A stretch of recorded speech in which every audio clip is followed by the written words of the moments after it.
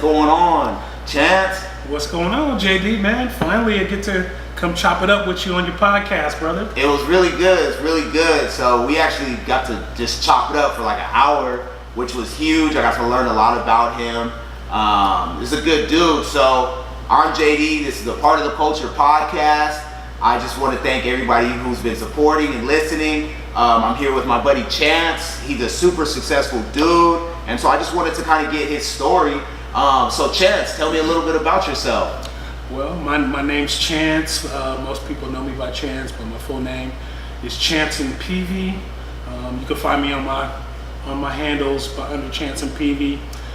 Really, what I am is I've been a lifetime technologist. Really, what I do today is really just add value to customers through technology. I mean, if you had to really put a title on my job, I'm an innovation architect.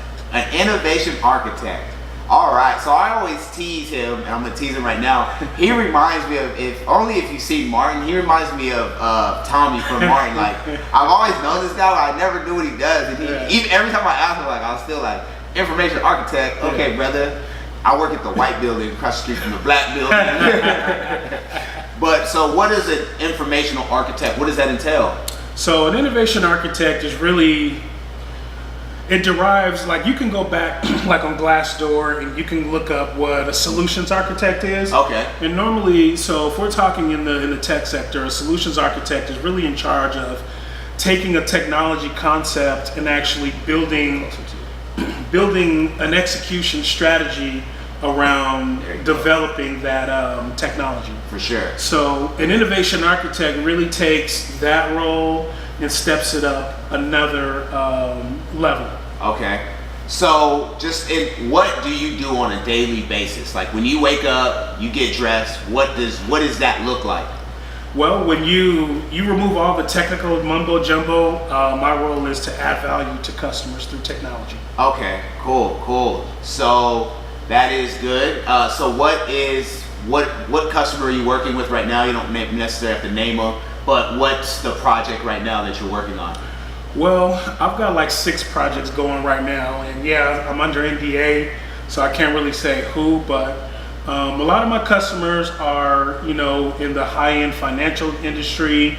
I actually work with the biggest waste management company in the country. Wow. And really what I do, my specialty is in software-defined networking. Okay. So, I'm really the orchestrator of data moving from one place to the next. So while you're on your live, you're creating data. Yeah. And behind that live platform, that data is being collected somewhere. So I'm in charge of making sure that data is collected, making sure that it's moving from your phone to wherever it's being stored, and moving there in a secure fashion. So I'm secure right now. You're secure, man. So somebody like me, you may not be as good looking as me. Okay, I can see that. Someone's in charge of making sure that happens. Okay, all right, ladies, you guys think he's good looking? Leave a comment. Okay. I know I'm good looking. So that's cool, man. We talked and I said we could try to start to get into the value. You work with some high-end client. When you can't talk about who your client is, that's a high-end client. He has to sign contracts that prohibit him from saying who he's working with.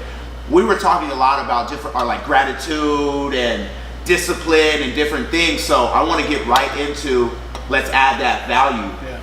How have you been able to put yourselves in these positions and these circles to where you got 6 big clients when some cats can't even get one client or are struggling with the clients they have? What separates you, Chance? Well, really what separates me is, it has a little bit to do with experience, because I've been in the technical industry. I mean, since I was 18, I had my first help desk job at 18 years old, even before I went my first year in college. So one's experience. Yeah, one's experience. 2 is, if you strip away all the technical aptitudes that I have, I'm a very strong communicator. Okay, communication. So I really have a strength to where I can take something that's very technically complex and actually be able to explain it to a CFO who could care less about what a technology does, but he's the one that actually goes and gets the budget for it. For sure. So I have to be able to show the value to him in order for him to write the check. Okay. Now it was cool. It was even how you said the information thing about how the phone and it's going to a data center and that data center has to safely get there. That is very understandable. And a lot of people ask me, we talked about me monetizing this podcast. And so I told them my focus, I'm not worried about that right now. I'm actually not worried about that for the next 4 years. One of the things that I do this for is to improve my communication. When I go back and watch these videos, I'll be like, I said, you understand me? or over and over. And so every time I watch the video, I realize, hold on, Nappy, the owner of Avery, this is sponsored by Avery. Nappy, this is live, but the bathroom is clean and Avery is super clean. We actually waited, he took off. So Nappy, your spot is clean. Nappy is, so this podcast is sponsored by Avery Lounge. Nappy, his name's Marcus, but Marcus is the owner of Avery Lounge. So this podcast has been made possible by him. I do work for him. He is extremely strict and he is always on my helmet, but he is a great boss and he allows me to do this podcast. So anybody, follow him. His name is just DJ Nappy on Instagram. Give him a follow. Come out to Avery. It's a beautiful nightclub. It's aesthetically beautiful. What do you think? It's a night. Well, I buy a lot of alcohol from Nappy, so I feel like that's my contribution to the club. But this is my one watering hole. You can find me here every Friday and Saturday. Nappy says that I own it. So I now own Avery Lounge, y'all. Avery Lounge is ours. There we go. We made it. But back to what I was saying. So thank you. This podcast is sponsored by Avery Lounge and Marcus, aka Nappy, DJ Nappy on Instagram has provided that. So thank you for that. That doesn't go unnoticed or appreciated. I don't know what they just like roasted me. So this is also live on Instagram. Milan says, hey fellas, what's going on, Milan? What up, Milan? Milan's super cool. Dude, we was just talking about you. We was talking about how smooth and how Nappy put together a really good team. And we don't know if you're light skinned or dark skinned, Milan, but just going off on a tangent. But back to what I was saying, see you later, Nap. The reason I do these videos is for the communication aspect. Is to learn, what do I look like when I speak? What do I sound like when I speak? A lot of people who aren't doing this podcast are having conversations every day and don't realize that they're saying or like or or starting a sentence with so. I still do that. I do that. I say like, I still say and so communication has been huge. So you said one was experience. Two is communication, and then I'll just let you take over from there. What separated you from other people who may have had the same opportunities? Well, I think what really separates me is when I get involved with a customer is my level of accountability. Okay. I take sole responsibility, and when I bring a new solution or a new technology to a customer, I have to be able to have a seamless conversation about it. Okay. So that means I should have had to apply that technology many times before. Yeah. I should be able to share the battle stories about it. I should be able to talk about the adoption period of that technology. Yeah. And I think I pose a real gift to that, because I will never endorse any type of technical platform that I haven't tried myself, that I don't have tons of experience actually deploying it out in the field, so I could bring back those customer references back. So accountability and just using and selling and using and referring the products that you have actually used, not worrying about making a quick buck just because there's a commission or something there, but being accountable. I hugely agree.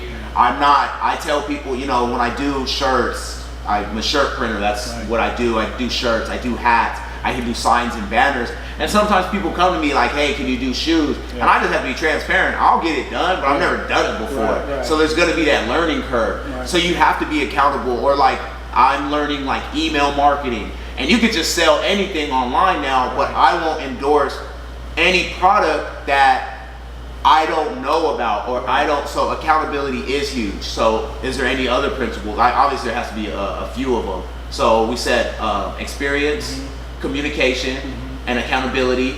And what else? And really being able to quickly show value. Okay. Which goes back to your messaging of always adding value. I mean, if you had to ask me what do I do and say give me a non-technical answer, I would say I add value to the customer. I like that. I'm able to, I'm able to solve business problems. Okay. my business market is solving business outcomes and adding value. All right. You know, I'm huge. I am huge on everybody on live. What's up? I am huge at. That's the only thing. He asked me what my format is, and I said one thing. I want to add value to anyone listening. I want anybody. One of my little catchphrases. I want people to go from where they are to where they want to be, Right. and I want to add the value that it takes you there. And so anyone listening, you're like, okay, let me get a little more experience. Right. If you want to be a, whatever you want to do. Right. Get some experience in that field, Right. whether you get paid or you don't get paid. That's probably number one, get some experience. Then it's learn to communicate. Once you're in that field and you're getting that experience, learn how people are talking. A lot of times people don't realize you're not really getting paid for your work. You're getting paid because you recognize a certain language. With podcasting, there's certain languages, and the better I get at the language, the better it's, I have to have this feed set up, and I have to have that. But you want to get that value added. But I'm huge about adding value. Yeah. So what else No, adding value is huge, and I mean, if I'd have to throw a jewel out there, I would say, anyone out there that's looking to, get into it, whether it's a product or a service, you have to be able to. You have to add value to yourself. Like I just said, I don't endorse any products or any softwares or hardwares that I don't believe in. Yeah. So that's really the biggest jewel I can say is whatever you do in your industry or in your expertise, it has to be valuable to you first before you can translate that value to someone else. Okay, and so just to clarify a little bit more, how is what you do valuable to you first? It's valuable to me because I've always been into technology. So if I can give you a short-winded background of myself, I got into technology really easily. So my dad bought a computer when I was probably like 12 years old. Okay. It was a computer, you had to have those 30 Microsoft Windows. You may be too young, but anyway, I kept breaking that computer. And back then, it was like $600, $700 to fix that computer. Damn. And my dad, I broke that computer probably 3 times. Damn. And then my dad was like, nah. Oh, okay, go ahead. Continue the story. I don't want to know. I broke a $40 vase one time. I'm not going to say what happened, but go ahead. So you broke it 3 times? I broke it 3 times. My dad was like, you know what? I'm not fixing it. Yeah. So I went and found this box of disks of software. Long story short, I ended up fixing that computer. So that at 12 years old, I realized what I wanted to do is I wanted to fix computers. I mean, that was really my focus in technology. Was it like a divine moment? Was it like, oh? Yeah, when I fixed it and could get back on my Oregon Trail game, that was a defining moment for me. That's crazy. That's I deep. ran outside and told all my friends. I was like, I fix computers. Really? You need your computer fixed. I'm 12 years old. I can fix your computer. And then we could go deeper in this because everyone loves a good story. Yeah. So you're 12, you fix your computer, you're back on Oregon Trail. Nobody knows what that is, but people my age know what Oregon Trail is. Somebody out there is like Oregon Trail. So you're 12 years old. You fix your computer. How does that develop into you being an informational architect? Well, I just grew the passion for computers. We'll just start with computers. I mean, I'll say technology, but it started with computers. So that really, after that, my mom started putting me into these little technology like summer camps because with me, you had to get rid of me for the summer. Like, when I was a little kid, my parents would send me up here for the whole summer to my great grandmother's house. Okay. They had acres of watermelon fields that I could just run through. But the bottom line is, I always had to. Extremely racist. Yeah. Another story, another time. But I always had to stay busy. I mean, I got put into Pop Warner football at 7 years old. Yeah. And from 7 till now, I've always been in sports. Okay. So technology was the same way. So my mom saw what I did. She saw me fix that computer. She saw it took me 2 weeks. Okay. And really all I was doing was just sticking discs and hitting enter Really? Yeah, and that's all I was really doing. But Yeah. some way I ended up reloading Windows 3.1 for all you old cats. Yeah, we play Oregon Trail. Yeah, Windows 3.1 for Oregon Trail. I ended up reloading the operating system and fixed the computer. Okay. So my mom started looking at these little technology boot camps. Yeah. And she would put me in them, and I always just had a knack for technology, and so it kind of. What would happen? Not to interrupt, but like, what would happen? My friend has a very similar story because he's from Nigeria and he's an engineer at Netflix, and he kind of has his mom actually, he didn't have a knack for technology, but she made him, she's seen the future, and she made him do engineering. She put him engineering camps and technology camps, and now he's super successful and thanks his mom. But what was going on at these technology camps, and did it help you? And obviously it did, but was it defining moments and experiences? Absolutely. Well, not to really toot my own horn, but I'm going to toot my own horn, is I just excelled at those classes. So a lot of those classes were just teaching you about the insides of a computer, what a motherboard was, what memory was, what a hard drive was, just basics. Yeah, for you. But the fact that I was able to absorb it and be able to translate it back into me being able to fix those things. I was building my own computers at 16, 17 years old. It was like the right time, huh? Yeah, it was the right time. The right time, man. That's crazy. Fast forward to my freshman year in college, everybody's parents bought them new computers, new laptops. Yeah. My mom shipped me because I went to Washington State, so go Cougs. Throw up the sign. Represent. Do the dance. Do the fight dance. No, it's funny because I had actually went to a computer trade show a couple weeks before I shipped off to Washington, and my mom mailed my computer in a box. So in parts. So I bought the motherboard separate, I bought the memory separate, I bought the hard drive separate. I completely had this tricked out computer, but when early in my technology journey, I was never one of cosmetics. Yeah. So I ended up buying this really flimsy case. Yeah. Long story short, I had the best computer in the dorms, but the shit looked like a pile of electronics that didn't work. But mine was the only one that could play Counter-Strike. I ended up hacking the dorm building. Not that you remind me, but the image that I got was of like Blank Man. You know what I'm saying? He's like, But he was like, I'm a little cooler than Blake. Yeah, way cooler. But yeah, just translating into that, and then going through college. It's funny. I went into my undergrad college going into sports medicine. Okay. I don't know why. Yeah. Literally. It was like all the signs were right here. So check it out. I changed majors probably 4 times in my freshman year. Yeah. And none of them were technology or computer based.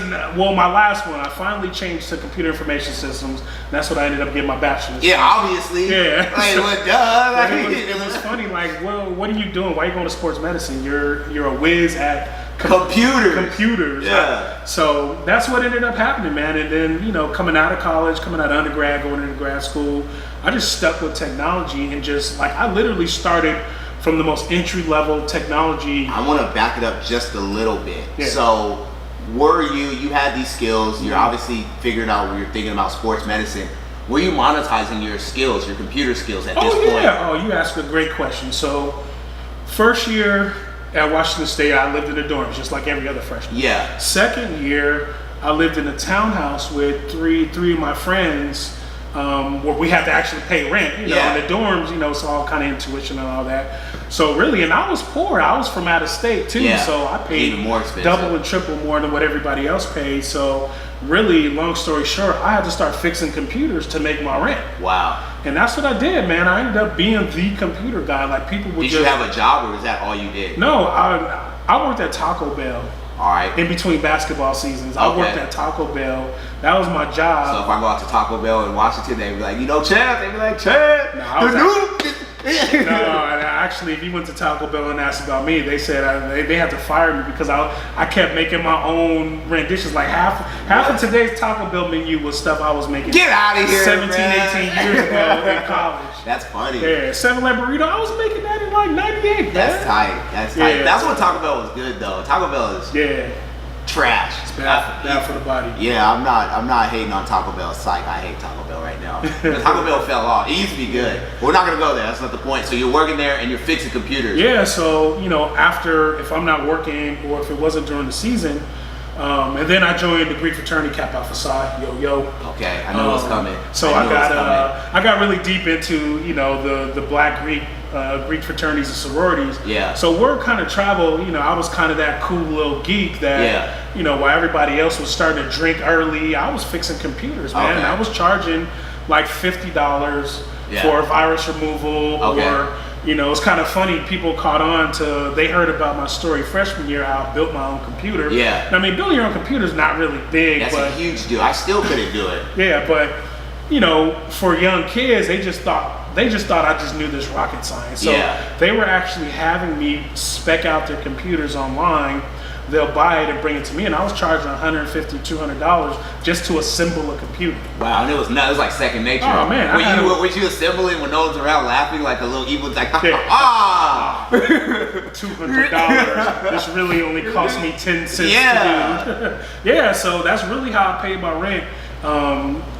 Second and third year of college, and I actually didn't finish at Washington State. I had to come home and get to work. My parents had hit some hardships financially. Sorry to hear that. So I had to come home, and I actually ended up finishing the University of Phoenix, and then going to get my master's in IT management at University of Phoenix as well. Congratulations! I like that. I like that you're educated. Yeah. I still have not graduated from school. I just found success early. Yeah. From when I was 18, I was making a decent amount. I was making $300-$400 a day. Right. And then when you're young, you just don't think it's gonna ever end. Oh my God. And so I just thought I was balling. I had my own apartment at 19 and in a nice area. So I just was like, I made it. I don't need school. I wish I would have taken some of that time and money and gone to school. It's not too late, like my family tells me. Yeah. But so just to be transparent, I have not gone to school, but I commend you for going through that process, even after the hardships. Yeah. So you come back, you graduate, you get your master's. Yeah. How do you propel into your career? So really, I took the long scenic route and career path, and it's funny because knowing what I know now, and there's a few people that I mentor and that I talk business with other than yourself. For sure. As I always say, be solidified in your path. Okay. Find what your path is, and your path could be what you love to do. For sure. But one mistake that I made in my career path is I never really set a path for myself. Okay. So 18 years, we'll say 15 years of just working jobs. Yeah. But the offset of that is I always made more money than my peers. Okay. So I always thought I was doing well and progressing. Yeah, and that's how I don't know who tells us to do that. Yeah. But that's what made me change up, is because I was winning, and I woke up one day and I was like, my peers are buying houses, and have investment houses, and I got a ton of cash, but I'm not buying no houses. Yeah, and I was at the point where like my business, I was able to support myself just with business, but I was like, hey, I'm not. And so I made some changes. So what you do, there is like that where are my peers at, and am I beating that? Am I under that? There is a thing. I don't know what that's called. Cash wise, I've always been blowing my peers out of the water just because I dove in so early. Like I said, I had my first IT job at 18 years old. Wow. So it just went up from there and there, but you fast forward 18 years, do you think that, and I know nothing is luck, it's just a question, do you think that it was luck and just being in the right spot, or do you think it was just a vision and like hard work and dedication, or do you think it was just kind of like a baby of both of those? Bro, if it was luck and right timing for me, I would be much farther along in my financial status as well as my career status if it was luck. So for me, it was hard work. Okay. Because nobody ever outworked me. I mean, that's what I like I'm not the smartest person in the world. Yeah. So my work ethic was the one that kind of just drove me farther. Okay. If there was a new technology that I need to learn, I'm up all night long reading. And that's really I put the hard work in to get where I got. I'm definitely gonna have you come back and tell the second part of that story, because now you're blowing up, now you're good with your money, and we're gonna kind of transfer into the two things I want to go. We have probably about 5-10 more minutes. The two places I want to go is, you've made more, and so I invest my money. Part of, I think 20% right now is going to savings and 20% is going into investing in other things. Yeah. And then the second thing I want to talk about is, like, if you follow this guy on Instagram, you would never know that he's informational architect. So I just want to talk about the fun side, a little bit about the rewarding yourself side. But before we do, let's talk a little bit about the investing side. Yeah. So how you're making this money, you're into your career, you work these jobs. How do you transition into becoming an investor and investing that money? Well, that's a really good question, actually. For a long time, JD, I just made money and just sat on top of it. Yeah. I didn't really have a bunch of financial mentors. I mean, my only financial mentors were my parents. Okay. And my parents, they really taught me how to make more money than you spend. For sure. They weren't. It's kind of crazy because they were into real estate and mortgage and stuff, but I never really invested money until lately. Like I've got a lot of stock. Yeah. So I invest in a lot of different stocks and stuff in the tech sector. I've got all the Apples and Facebook stocks. Yeah. And I've got a lot of investments in there. I actually bought a home in Arizona. Okay. That that's one of my first property investments. How's that property going? It's going. It's going. Probably not as fast as I liked it to, but for sure. That's really just the beginning. So it's a learning tool also. I'm planning on buying 3 more properties before the end of the year this year. Okay. So, and if you would have talked to me 2 years ago, I would have never told you I would be in the real estate game. For sure. I'm actually in the real estate game and looking to get more deeper in there. So you say you're invested in stocks. I have some stocks. It's funny you talked about being part of the waste management. I actually was talking to this dude in Vegas and he's like, trash ain't going nowhere. So I invested in waste management. It's only more. Yeah. So, and you got to think, like, there's trash everywhere. And so I invested, one of my stocks it's not, I don't have a huge holding, but I just to learn, it has dividend, but I invest in waste management. I have some Apple. I don't have no Facebook or anything. Yeah.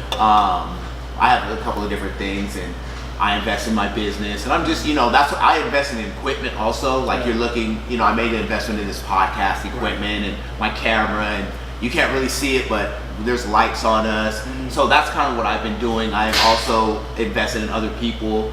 I just did my first, I'm trying to pay off all my debt. I want to go from being a borrower to a lender. Yeah. Hold on, Alex, let's hold off on that part for a second. Hold off on the cutting I'll be done in 5 minutes, my dude. My bad, thank you. I want to go from, sorry, we're at Avery, we're about to open up. I don't know what you're doing tonight, come out to Avery, it'll be cracking. But I wanted to go from a borrower to a lender, so I just made my first loan out. I don't know how it's gonna go, but if it goes well, I'll get 10% back on my money. And if it doesn't, it wasn't enough to where it's just gonna affect me negatively. So you're investing. So we have to wrap it up here too, because I have to go. But so you have your investments. Anything else you want to say on that? Yeah, my biggest investment is investment in myself. Wow. Huge. I continuously invest in myself, and I spend about $10,000 to $15,000 in mentoring and training. Wow. I just recently got my cloud architect certification. That's dope. This past year. So every year I try to go get another certification and really reinvesting in my own brand. Investing in yourself. Because really, at the end of the day, no one's going to invest in you like yourself. Yeah, no, I'm so glad you spoke on that, because I didn't release the video, but I talked about it. Everyone kind of like, how are you doing what you're doing? Yeah. Why are you doing the podcast? Why are you doing this? And I invested in courses. Right. I invested in books. Right. I invested in training. Right. Thousands of dollars in stuff, and it comes back tenfold. Right. If you put 1,000 in yourself, you're gonna get 10,000 back. And so the worst, people are always like, what if I spend money and get ripped off? Then not to go to that person again. Yeah. And you learn what not to do, or you learn why do you feel ripped off. And so when you're on your journey, you're able to discern, like, so I can't remember the 3 things, but like, say you invest in that cloud thing. Now you have a new skill. Right. So that you can monetize. That you can monetize, that no one can take away from you. Right. And then you know, and even if it's not, like say it was a crappy class, you know now never to take that class. So you just paid like, I will never have to do that. I know what not to do. So that's huge. And then anything else on the investment side? Really, I can't really harp on it. The most is investing in yourself and invest in things that you're actually curious about. Yeah, I agree. Like most of my investments is in technology because I'm curious. That's something I'll always want to read more about and learn more about. So don't go investing in Bitcoin because your neighbor invested in Bitcoin. Invest in Bitcoin because you're actually interested in cryptocurrency. For sure. No, that's huge. That's huge. So we'll spend our last 3 minutes just talking about the funny side. So you are the meme master. This dude, if you follow him, how can they find you? You can find my meme page at CP the Noob. Okay. So CPDANUPE. Okay, yeah, and so he just has some really funny memes. I personally think like every time I see a meme, like I feel like it's just super copy and pasted, and he may have 1 or 2 of those, but for the most part, he's getting his memes from some secret location. And he said he creates some of them also. But tell me, so you're super educated and you're super smart, and obviously, you know, you put in the hard work and dedicated. Tell me like this humorous side, where does that come from? I've been a clown. I was getting kicked out of class for being the class clown since 2nd grade. That's so funny. I've always been a clown. Yeah. And it's funny because every time my parents would come to parent-teacher conferences, I was never getting in trouble, but I was always talking. Yeah. Always talking too much. So who would have thought 30-something years later, you know, that's what I do for a living is talk to customers. Now I get to talk all day. Same here. Like, if you know me, my girl, she'd be like, bro, you can just talk and talk and talk. And so I just think that it's a natural thing that I have a podcast and then I do my videos. And because if I'm going to talk, let me give you guys some game and what's helping me find success so that I'm just not just talking out of my ass all the time. Right. So I really thank you for coming on. My pleasure, man. Do you have anything else you want to say or add? That's about it, man. Invest in yourself. If you take anything away from this conversation, invest in yourself. I think that's huge. I'll agree. Add value to the world. Invest in yourself. I think the things you said was experience. I know you didn't say it, but we talked about discipline. Communication. All these things are huge. And just accountability. You know, using things. Be accountable. And so, and the last and final one is invest in yourself. I just want to thank Chance for coming on here. This is the Part of the Culture podcast. You can find me at partoftheculture.com. This will be up on iTunes, Part of the Culture podcast, YouTube, Part of the Culture. You can put Part of the Culture podcast. It will come up on YouTube if you want to watch the video. I have a free link on Instagram on my name is Part of the Culture, spelled properly, Part of the Culture. And there's a free book in there, all about business. You can download it for free. You can buy the hardcover if you want. It's also on Amazon. Everything's under Part of the Culture. It's 10 steps to level up. I just want to thank everybody for the support. I want to thank Chance for coming out. My pleasure. I have to get back on this grind. Thank you guys, everybody who listened and followed. It's been a beautiful day. And the Part of the Culture podcast, we are out. Peace.